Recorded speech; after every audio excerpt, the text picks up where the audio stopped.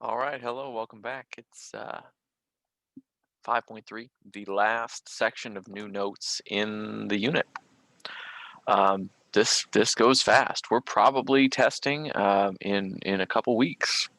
This class moves pretty fast. So we are we're going to get into 5.3 conditional probability. Uh, conditional, what is that going to look like? The probability of A given B. We're going to be saying, what's the probability of this thing happening if we assume that this other thing has happened, or given that this other thing has happened, or conditioned on the fact that this other thing has happened. Those of you coming from calculus, you're familiar with that sort of notation. Such that is often how you read it in calculus, or given that. So we'll see that sort of notation again. College algebra folks, you've seen it as well. I don't know if just math analysis folks have. And then independence, what is independence? This thing is separate from that thing, independence, to be independent from. We're different, we're separate now. We don't have anything to do with one another. This thing doesn't affect that thing. So we'll talk about independence to begin with. Independent events from 5.1, two events A and B. Remember, we're using capital letters to signify events, some collection of outcomes, the thing that we're interested in happening, two things in this case. If the occurrence of one event does not change the probability that the other event will happen. What does that mean with formulas? So we're going to write that as, probability of A given B equals the probability of A, and need both of them here.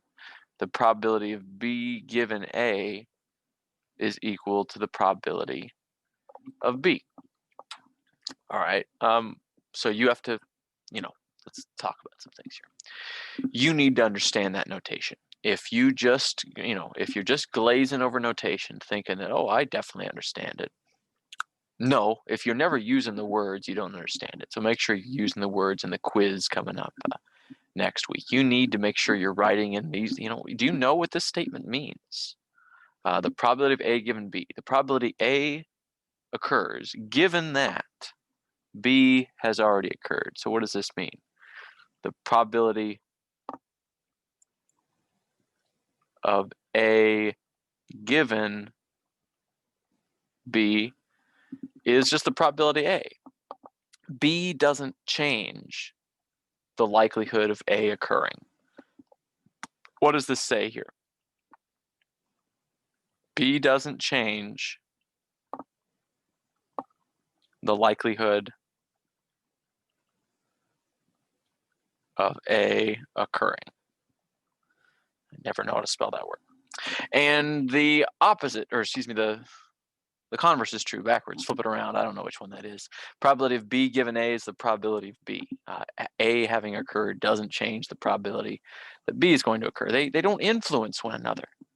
A and B don't influence one another. They don't influence one another. The probability for the whole group is the same as the probability of the subgroup. Maybe write that one down as well. That might help you on this next example. Mutually exclusive versus independent. What's the difference between mutually exclusive and independent? Well, I'm going to write this up to the side because I'm actually going to fill this up down here with some work. And I'm going to switch over to my nicer pens. Mutually exclusive, there's no overlap. If one occurs, the other can't. So there's a few ways we can write mutually exclusive. That's the probability of A and B is 0. But if we wanted to write it in terms of conditional probabilities, we would say maybe or the probability of A given B is 0, right? Because if A has occurred, then if B has occurred and A and B are mutually exclusive, then A can't. There's no overlap in them. So if one happens, the other can't. So we've got mutual exclusivity. Written now in terms of conditional probabilities, so it might align with these ideas of independence a little better. And let's switch over to another color. Let's switch over to pink for independence. So mutual exclusivity says if one happens, the other can't. Independence says that, if one happens, the other isn't affected. Probability of A given B is equal to the probability of A. Well, notice that there's a conflict here. There's a conflict between these two statements. So you can't have both. These statements in themselves are conflicting. Two arrows running into each other. We got a conflict. So you can't have both. Write that down for yourself somehow. You can't have both independence and mutual exclusivity. The ideas themselves are mutually exclusive. To get a little meta on you, they can't. You can't have both things. The ideas themselves are mutually exclusive. So let's fill out this table up above for mutual exclusivity. Well, if they're mutually exclusive, then A and B can't happen. Put a little 0 up here in the A and B column. That won't occur. And given that, we know we can fill out the others. So there's going to be then, if they got a total to 30, it's got to be 30 here. It's got to be 60 here. And somehow there's got to be a remaining 10 right there. So that's not bad. Mutual exclusivity just says they can't both happen. The interesting cell here for mutually exclusive is this one that says there's no common occurrences. Great. We got to do a little more work to fill out the independence table. And another way I'm going to phrase independence is that the proportions of the whole mirror the proportions of subgroups. And that's a little different than how we've said it, but you'll see it's a consequence. If the probability of B is just the probability of B given A, well, that's just zooming in on a subgroup. Remember, we used to talk about conditional probabilities as zooming in. And what this says, what this statement right here says, is that zooming in doesn't change anything. The part is made up like the larger whole is. Great. Let's make sure you can read that. The proportions of the whole mirror the proportions of subgroups. Okay. What does that mean? I'm going to stop using pink because that's hard to read. What that means is that, well, if 30% of everybody is group B, the probability of B is 30 out of 100. Well, I'm saying that's also equal to the probability of B given A, and also got to be equal to the probability of B given not A. Because they're independent, A doesn't influence the probability of B. So this 30% that's true for the whole population, this is also true for the subgroups. Well, those subgroups aren't as big. B given A, well, how big is given A? The A group is out of 60. So 30 out of 100 equals something out of 60. And that's what is 30 out of 100 equals something out of 60? Do a little, I don't know, what is that? 30% of 60, 10% of 60 is 6, so that's 18. Okay, so B given A. Well, where is that? The probability you're in group B given you're in group A. All right, so 30%, that's going to be 18 right here. And once I've got one number, I can really fill out the rest of it. But similarly, B given not A, we're looking for 30% of 40. What is 30% of 40? That's going to be 12. And I can fill out the rest of this. It's going to be 42 and what is that? 28. Think about what that is. 30 out of 100 is B. Okay, 30 out of 100. 30 divided by 100. All right, great. So everybody, 30% of everybody is in B. All right, but if you're not A, 12 out of 40 has B. Okay, 12 out of 40. Oh, nice. And then 18 out of 60. 18 out of 60. Oh, cool. So that 30% that was good for the whole group, that's good for each of the subgroups as well. So that's a good kind of visualization for independence. Got a little bright there. Let's turn that lamp off. So the proportions of the whole mirror the proportions of the subgroups. Great. I'm going to put the pink away because that does not show up very well. So let's keep moving. So we've got these ideas of independence. We've got mutually exclusive versus independent, and we can see how those affect things. Now we've got to talk about this notation that I've kind of just waved my hands about until now, this idea of conditional probability, the probability of A given B, that is, you know, the probability of A given B. The probability A will happen given that B happens, right? So to find that probability, we can use a probability formula. Probability of A given B equals probability of A and B over the probability of B. Where does that come from? Draw yourself a little Venn diagram here. Here's A, here's B. All right, the probability of A given B. Well, what does that mean? When I see that, I kind of think about zooming in on B. So the probability of A given B, if you zoom in on B, and all we're looking at now is B, then there's B, and there's this A and B section. So the probability that you're in A, given that we're looking at the B circle, is this A and B, the numerator, divided by the big circle, probability of B. So that's what we see here. We can think about it as areas of Venn diagrams if you like to. So that's zooming in there, zooming in on B. So we can do the opposite, switch the notation, and you switch what the denominator is.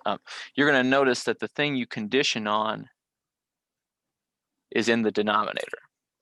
The condition is in the denominator. So the thing that we're zooming in on goes in the denominator. That's, out of these folks, who has this other thing? Okay. So I've spent a little while here on this front page. We're going to use this notation from the front page in a lot of notes here. You might be looking at this and saying there's a lot of free response questions at the end. We're not going to do most of them. I'm going to leave them there for next week for further review. I don't have time to do them all in the video. You have keys in the notes. Hopefully you have the completed notes up in another tab. That's not hard to motivate most of you to do. So let's take a look at an example that maybe you'll see again in the future. Hint. Table below shows the political party registration by gender for all 500 registered voters in Franklin Township. Great. Given that a randomly selected voter is male, given that a voter is male, what's the probability he's registered for party Y? So very first thing we need to be able to do on A is, can we write it in the correct notation? We're looking to find some probability. We're looking for the probability of what? The probability that he's registered for party Y, given that the person is male. Great. Okay, so we're zooming in on male. Out of the males, what is the probability of their party Y? Well, you could have done something like this from chapter 1. You say out of the males, okay, so we're zooming in on this one. How many are party Y? 48 out of 200. 48 out of 200. Don't feel like you need to reduce that at all. It's absolutely fine to leave a proportion as an unreduced fraction in this class. And then part B asks, is a male and is registered for party Y, are they independent? Justify your answer based on probabilities calculated from the table above. So how do we check independence? They would be independent if the probability of y given male was equal to the probability of y. Think about that. We're saying, does the proportion of males that vote for party Y, does that mirror the larger proportion of the whole population that votes for party Y? Because what we say independence was, the proportions of the whole mirror the proportions of the subgroups. You know, like 30% of everybody is party Y, then 30% of males and 30% of females, all that's independent. Are they? We got to check. We just calculated the probability of their party Y given that they're males. So out of the males, that's 48 out of 200. That's something a little less than 25%. Now we need to ask ourselves, is that equal to the proportion of Y? That would be 168 out of 500. 168 out of 500. Maybe you don't recognize that those aren't equal. Take a moment, slap those in your calculator real quick. You're going to get 0.24 on the left. 168 out of 500 is 0.336 on the right. So these are not equal, so these things are not independent. Go a step further. What does this say? This says that males are less likely to vote for party Y than the population as a whole. Cool. They didn't ask you that, but you know, it's true. So we can make, chapter 1 sorts of conclusions with conditional probabilities, but now we can test chapter 5 sorts of claims about independence. Does this variable have something to do with that variable that we can see in a two-way table at least? So now, one of my favorite topics of the whole course. Oh boy, how exciting. We get to do something called a tree diagram. And a tree diagram, you may or may not have ever seen one of these things. A tree diagram is a visualization of the general multiplication rule.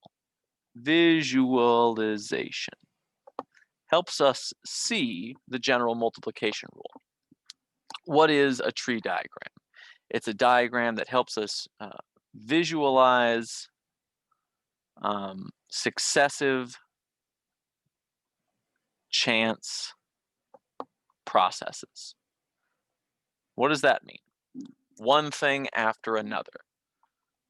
One thing after another.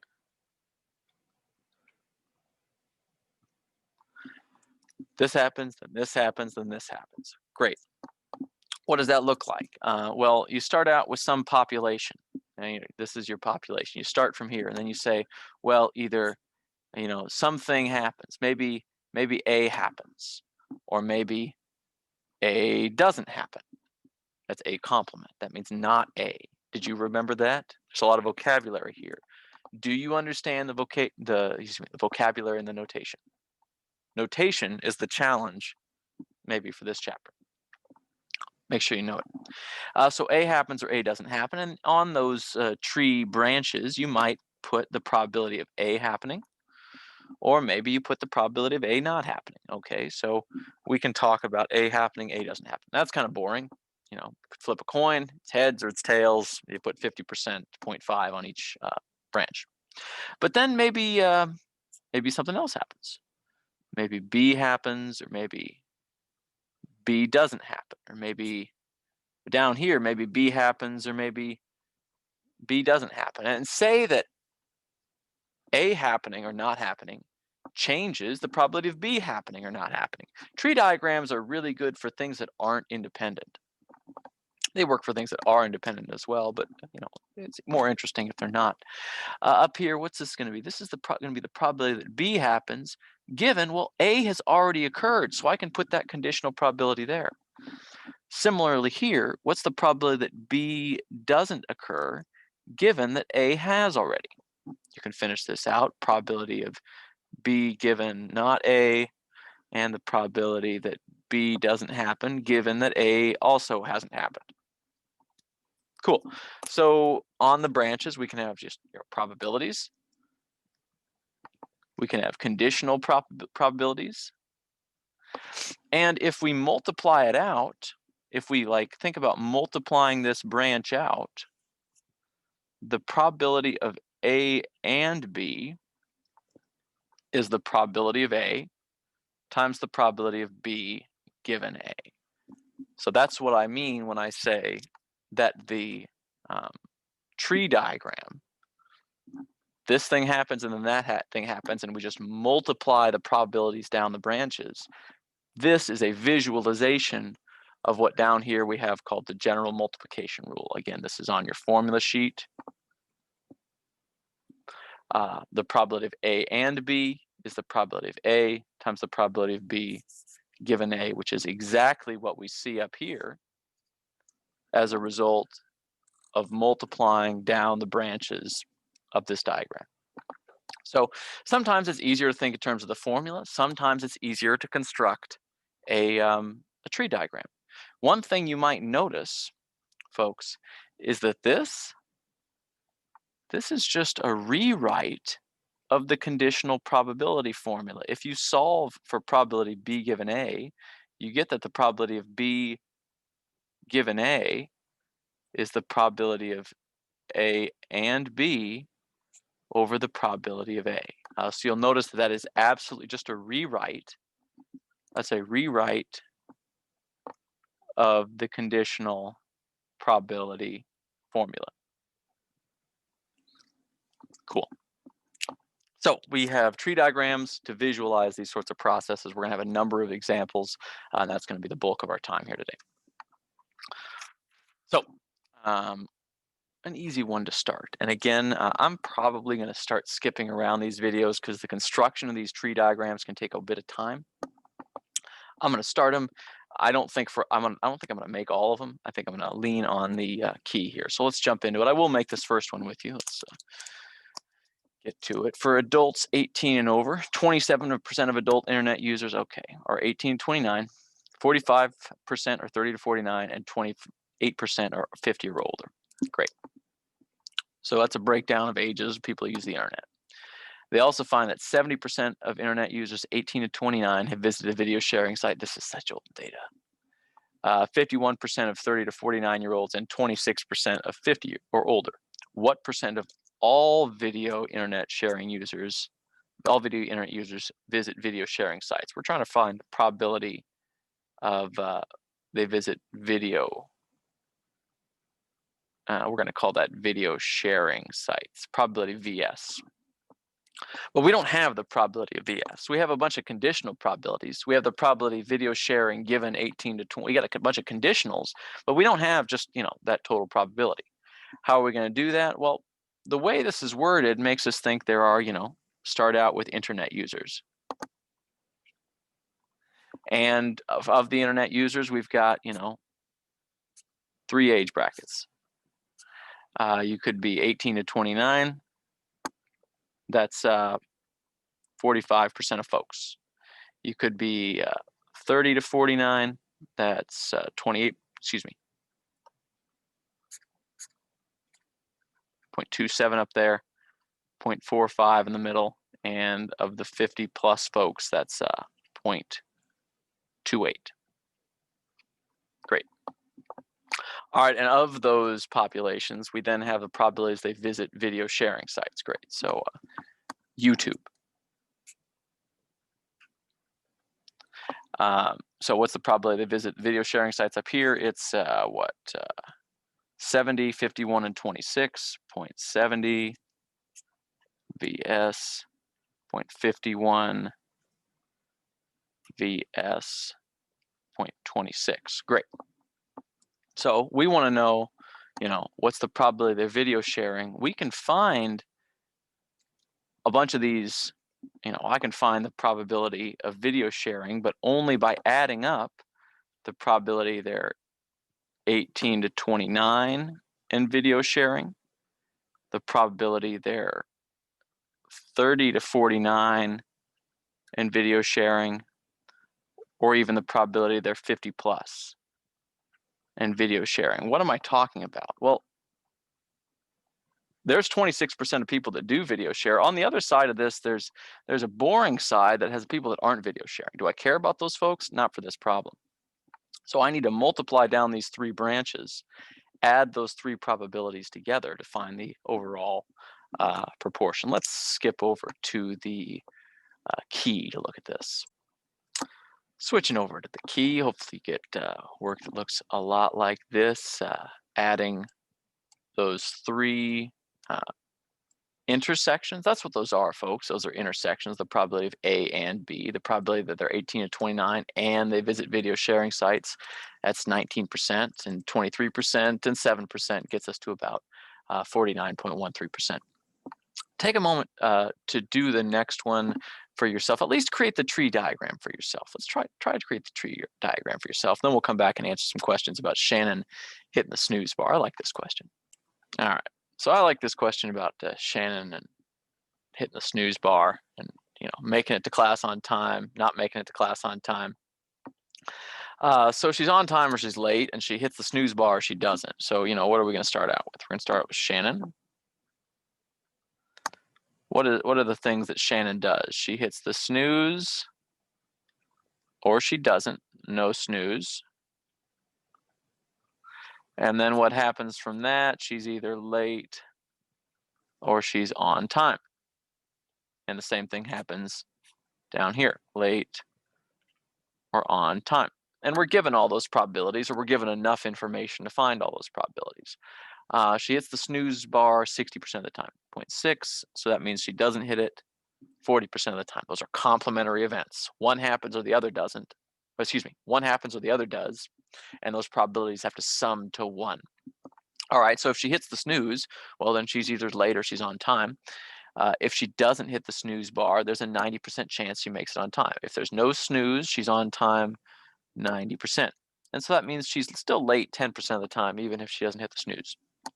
If she does hit the snooze bar, there's a 70% chance she's on time. So 0.7 here and 0.3 here. And we've got a tree diagram that represents this situation. So we've done A. Part B, what's the probability she's late? Well, there's 2 ways to be late. The probability that she's late is probability that she hits snooze and she's late, but there's also, she's still late when she doesn't hit snooze sometimes. Probability no snooze and late. So we got to find a couple probabilities. How do we find that? Snooze and late, that's snooze times late, that's 0.24. No snooze and late, that's 0.4 times 0.1, that's 0.04. She is still late to school 28% of the time. So for part B, we were talking about the sums, that's this and this. There's 2 ways to be late. Okay, suppose that Shannon is late for school. What's the probability she hit the snooze bar? Okay, so that one's a little different. I'm going to use a different color because she's mixed things around on us. All right, so for part C, make sure you can write that probability statement down. Suppose she is late for school, given that she is late. So we're looking now for the probability she hits, something, given that she's late. We're looking for the probability she hits snooze. Well, we have a formula for that.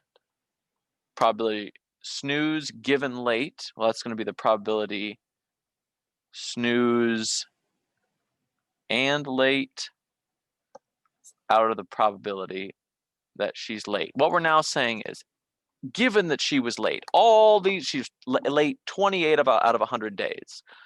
Okay, let's say it is one of those 28 out of 100 days. It's one of those 28 late days. How many days was she snoozing? Snooze and late is 0.24. Probability is late was calculated in the previous problem is 0.28. So 24 out of 28, let's find that. Put that in your calculator real quick. 24 out of 28 is 0.857. 0.857. What does that mean? So she hit the snooze on 86% of days she was late. So if she comes into class late, you say 86% chance you hit the snooze button. What is that? Like 5 out of 6 or something? Cool. So we can calculate probabilities with tree diagrams. These are kind of fun. I think that I'm going to say this next one, do this on your own. Let's save this for a review day. This ELISA question is hard. Let's save it for another day. Come back and look at this when you haven't been thinking about tree diagrams all day. Let's flip to the next page, look at a couple more. I am going to, I think, do this. We're going to say save this for geometric for chapter 6.